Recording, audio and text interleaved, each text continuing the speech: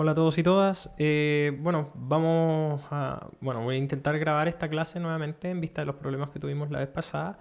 Entonces, para que la puedan revisar en el caso de que tuvieran alguna duda o que derechamente no se haya entendido muy bien a causa de los problemas que tuvimos ahí técnicos. ¿Ya?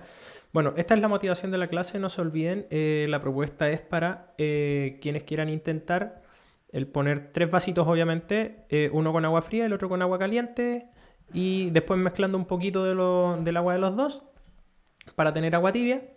Y bueno, el objetivo es que puedan visualizar que la mano o la piel no es un sensor de temperatura en estricto rigor, ¿ya? Porque obviamente cuando meten los dedos al agua helada o al agua caliente y a la otra, bueno, a la opuesta en este caso, y después ponen simultáneamente los dos dedos en el agua tibia, la percepción de la temperatura es totalmente distinta. O lo que creemos como temperatura, por lo menos. ¿Ya? Entonces, eso, para que lo consideren y lo trabajen ahí en la jornada. Bueno, el concepto de temperatura, no olvidar, una de las cosas que habíamos conversado también tenía que ver con que es una magnitud escalar y es fundamental también, o sea, que ella no puede ser extraída de otras magnitudes derivadas, por así decirlo. O sea, no es como el metro, como la velocidad que tiene su medida en metros partido por segundo, o sea, tú necesitas dos magnitudes fundamentales para poder describirla. Esto solamente se mide en una unidad que es el Kelvin en este caso, ¿ya? Es un escalar y bueno, la temperatura nos dice que tan caliente o frío se encuentra un objeto, pero eso también se puede entender molecularmente hablando o microscópicamente hablando como la rapidez promedio que puedan tener las partículas. Eso es algo importante de comentar. No olvidar que como es una rapidez promedio de las partículas, no puede haber una rapidez promedio si es que hay solamente una partícula. Se necesitan más. Entonces el concepto de temperatura no está pensado para una partícula. Bueno, así que eso, para que lo tengan presente, las partículas en sí mismas no tienen temperatura, no es un concepto que se visualiza a nivel microscópico, es un parámetro macroscópico, ¿ya? Bueno, otra cosa importante, que mientras menos rapidez promedio tienen las partículas, entonces menor temperatura tienen, y mientras más rapidez promedio tienen, más temperatura tienen. Esa es la idea. Como bien decíamos hace un momento, la unidad de medida de la temperatura es el Kelvin, que se denota con la letra K mayúscula. Pero también es importante saber que existen dos escalas de temperatura que no son necesariamente del sistema internacional, ojo con eso, ¿ya? La del sistema internacional es solamente el Kelvin. Y bueno, son la Celsius y la Fahrenheit, que vamos a hablar en un momento de ellas, ¿ya?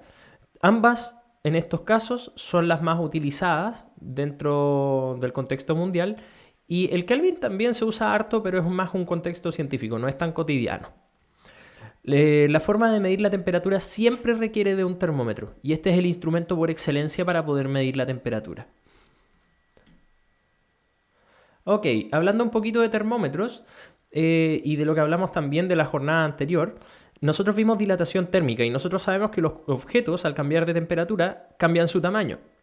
Y aprovechándose un poquito de esa propiedad, entonces nosotros podemos construir un artefacto como este, que después lo vamos a llamar termómetro. Si ustedes se percatan, un termómetro puede ser construido de múltiples formas, pero la más clásica, por así decirlo, o la más original, la más vieja, es el termómetro basado en algún fluido que crece o disminuye su tamaño al aumentar o disminuir la temperatura. Originalmente se hacían con alcohol. El alcohol cuando se calienta se dilata y eso se va a manifestar con un cambio de tamaño que uno puede graduar, ponerle líneas aquí, y en base a eso armar un termómetro. ¿Ya? Nos aprovechamos, insisto, de la dilatación térmica. Obviamente después cuando el alcohol se evapora, este termómetro deja de tener utilidad porque deja de ser un fluido acá, o deja de ser un líquido en verdad. Y al dejar de ser un líquido no tiene sentido el estar graduando hacia dónde va el gas, porque obviamente no aplica. Entonces, precisamente por esa razón, aparece después el termómetro de mercurio, que el termómetro de mercurio tiene una versatilidad un poco mayor, porque obviamente al ser un metal el que está metido dentro y es el que aumenta o disminuye su tamaño, es difícil que se evapore. Entonces, obviamente, soluciona el problema que teníamos con el termómetro de alcohol. Y así tenemos un montón de cositas que podríamos a lo mejor pensar para poder calibrar y generar un termómetro. Ahora, existen distintos tipos de termómetros, que podemos hablar del termómetro de gas, por ejemplo, en donde nosotros tenemos en general un como contenedor y que está conectado a un elemento que podríamos medir. Por ejemplo, es un, no sé, aquí un fluido. Entonces, si el gas que se encuentra en este lado se pone en un baño térmico, o sea, en algo que queremos medirle la temperatura, por ejemplo, un objeto, ya un objeto a cierta temperatura, este objeto va a cambiar la temperatura del gas y el gas va a empujar o va a, comillas, desempujar este contenedor haciendo que este fluido suba o baje. Y eso nos permite graduar, por supuesto. ¿Ya? Así que ahí tenemos el primer termómetro. Lo bueno de este termómetro es que tiene un rango de aplicación tremendamente amplio. O sea, de los menos 260 Celsius a los 1000 Celsius es porque tiene un rango tremendamente grande. Ya, eso es uno de los principales beneficios.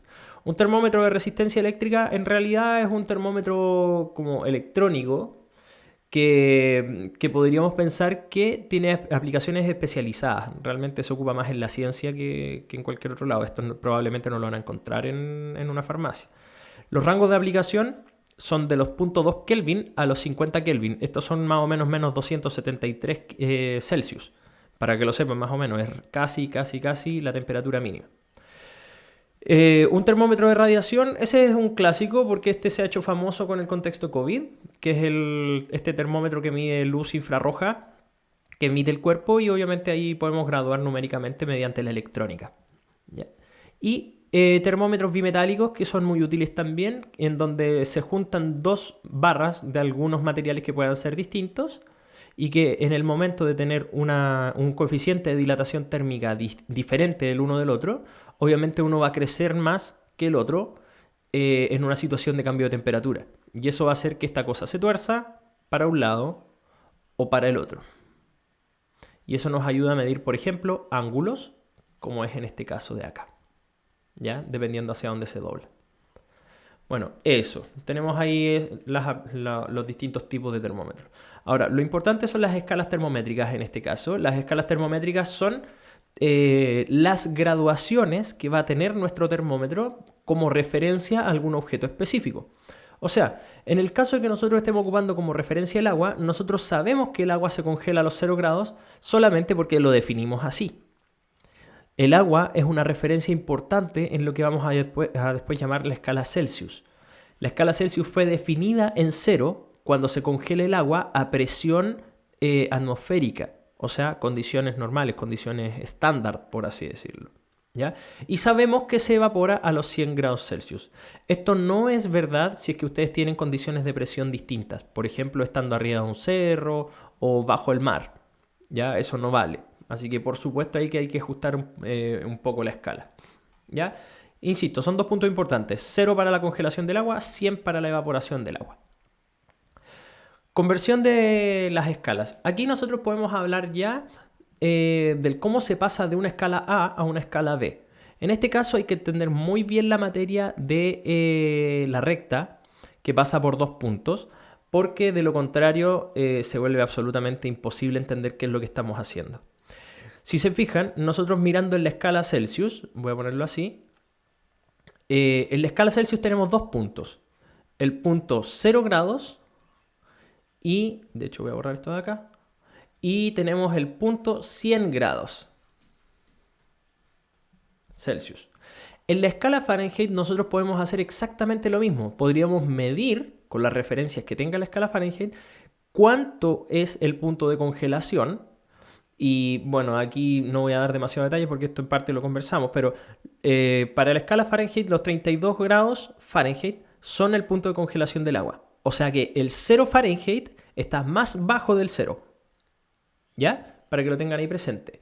Y los 100 grados Celsius son equivalentes a los 212 Fahrenheit.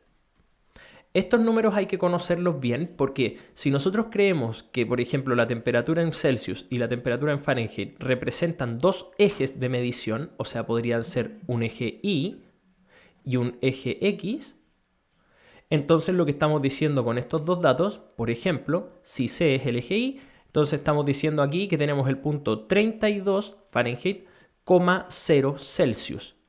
El punto 32,0 estaría por acá, por así decirlo. Pensemos que es como 32. Ahí. ¿Ya? Y tendríamos un segundo punto que sería el punto 212,0 100. Vamos a imaginar que ese punto está por acá, por así decirlo. ¿Ya? Como ustedes pueden visualizar, esto genera una recta que pasa por 2 puntos. Al ver esa recta, nosotros sabemos cuál es cada una de las conversiones intermedias. O sea, si me dan ciertos Fahrenheit, yo voy a tener ciertos Celsius. Y así sucesivamente para poder saber todos los puntos intermedios de la escala de conversión. La única forma de saberlo es teniendo 2 puntos conocidos. Y esos 2 puntos conocidos, que este podría ser un I1, este es un I2, este es un X1 y este es un X2, que podríamos reemplazar en nuestra ecuación de la recta que pasa por 2 puntos. Aquí. Si se fijan. Y bueno, obviamente el X1 sería el que está aquí. Y el I1 sería el que está aquí. Y el I2 sería el que está acá. ¿Ya? ¿Qué es lo relevante de todo esto? La interpretación. ¿Quién es X y quién es Y? El Y sería la temperatura en Celsius, porque responde a ese eje. Y el X sería la temperatura en Fahrenheit. ¿Ya? O sea que si ustedes reemplazan estos números en donde corresponde y tienen las incógnitas de la temperatura en Celsius y la temperatura en Fahrenheit, entonces basta con que ustedes les den una temperatura en Fahrenheit para saber la Celsius o viceversa. Teniendo eso y sabiendo ya que necesitamos la ecuación de la recta para poder entender esto, podemos ver lo siguiente. Hacemos el cálculo. O sea, punto final menos punto inicial, y final, o sea, y final menos inicial, x final menos x inicial y así sucesivamente con las incógnitas de por medio. Y nosotros vamos a obtener una regla de conversión o una ecuación de conversión. Que si se fijan en este caso, nos dice la temperatura Fahrenheit, si la sabemos, nos va a dar la Celsius. O si es que ustedes responden en base a esta ecuación, podríamos despejar el T sub F, o sea, la temperatura en Fahrenheit, y nos daría esta expresión de acá.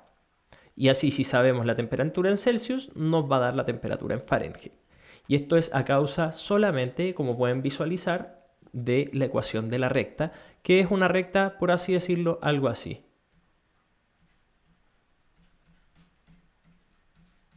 Para que lo tengan presente. ¿Ya? Esa es la forma de entender estas ecuaciones. Lo mismo pasa en el caso de... bueno, aquí tenemos exactamente lo mismo, pero visualizado obviamente como de manera gráfica. Cuando nosotros tenemos una conversión de Celsius a Fahrenheit o de Fahrenheit a Celsius, lo que se forma es una recta que, si se fijan, la temperatura en Celsius cuando vale 0, el valor de la Fahrenheit vale 32. Y es coincidente, por supuesto, con lo que habíamos estado hablando. La escala Kelvin no tiene puntos de referencia dobles, por así decirlo, no está basada en un punto como de congelación del algo o de evaporación de la otra cosa, sino que realmente la escala Kelvin nace de una extrapolación, o sea, de una visualización teórica de unas rectas, de las rectas vistas desde un microscopio, o sea, un microscopio de un termómetro de gas. Sin querer se dieron cuenta que existía, al parecer, un punto en donde había una temperatura que no era infinitamente chica, sino que había una temperatura en la cual parecía que las partículas de un gas paraban su movimiento. Ese es el único punto que describe la escala Kelvin. Y ese se le llamó el punto cero o el cero absoluto. El cero absoluto coincidió con una temperatura en Celsius de menos 273 grados Celsius. O sea, en menos 273 grados Celsius la materia completa se detiene. O sea, velocidad promedio, voy a ponerlo así, velocidad promedio da 0 de las partículas. ¿Ya? Precisamente por esa razón recibe el nombre de cero absoluto. ¿Ya? Para que lo tengan presente. Ahora, lamentablemente, como existe un puro punto de comparación, nosotros podemos hacer lo que queramos con esta escala, con el segundo punto, por así decirlo. ¿Qué segundo punto ocupamos? Bueno, aquí la historia habla de que simplificamos algo, porque la escala Celsius en esos días era de las escalas más ocupadas, así que se hizo coincidir una escala Kelvin, basada obviamente en los estudios de Lord Kelvin, que se le llamaba, que es la persona que más trabajó este punto. Y bueno, dijeron, ¿sabes qué? hagamos esta escala o hagamos esta graduación de la misma forma o con el mismo tamaño que tenemos los grados Celsius.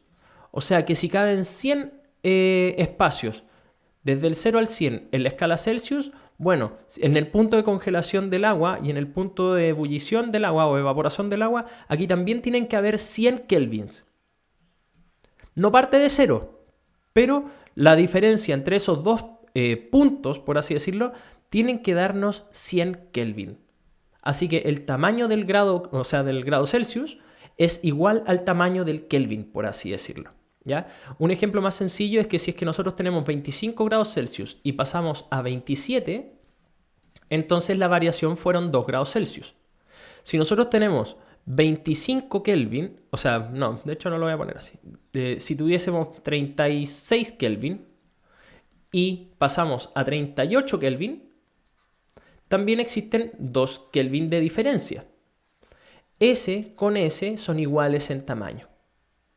¿Ya? Y eso explica esto de acá, porque si se fijan no hay un factor de 9 quintos ni nada, aquí hay un 1 escrito. O sea, un Celsius equivale a un Kelvin en tamaño. ¿Ya? Ahora, esta ecuación de conversión nos está diciendo algo. Por ejemplo, si la temperatura en Celsius son 0 grados, o sea, los 0 grados Celsius, en Kelvin eso corresponde a los 273 Kelvin. ¿Ya? Para que lo tengan presente, porque obviamente la temperatura 0 Kelvin, que es lo que vamos a ver acá, 0 kelvins son menos 273 grados Celsius. Y eso describe una recta como la de este punto. O sea, si tú tienes 0 Celsius, son 273 Kelvin y así y contando. ¿Ya? Bueno, existen otro tipo de escalas, por supuesto, sí, hay varias más, pero suelen no ocuparse demasiado. De hecho, existe la escala Rankine y la escala Reaumur, pero realmente son, a ver, son muy poco usadas. La Rankine puede ser una de las más interesantes porque coincide el 0. Toma como 0 también el 0 Kelvin. Así que el 0 Rankine es el 0 Kelvin también, por lo que sale acá. ¿Ya? La diferencia está en que no tienen exactamente las mismas graduaciones. Si se fijan aquí, cuando llegamos a los 310 Kelvin, acá llegamos a los 558 Rankine. Entonces el tamaño del grado Rankine no es lo mismo que el tamaño del Kelvin. ¿Ya? Y así obviamente va a depender de la graduación. ¿Vale? Eso es todo. Y bueno, la idea es que puedan completar su actividad de cierre, que en este caso es este ejercicio que podemos realizar la próxima jornada. Eso, nos vemos, espero que les pueda ayudar con esto. Que esté muy bien. Chao, chao.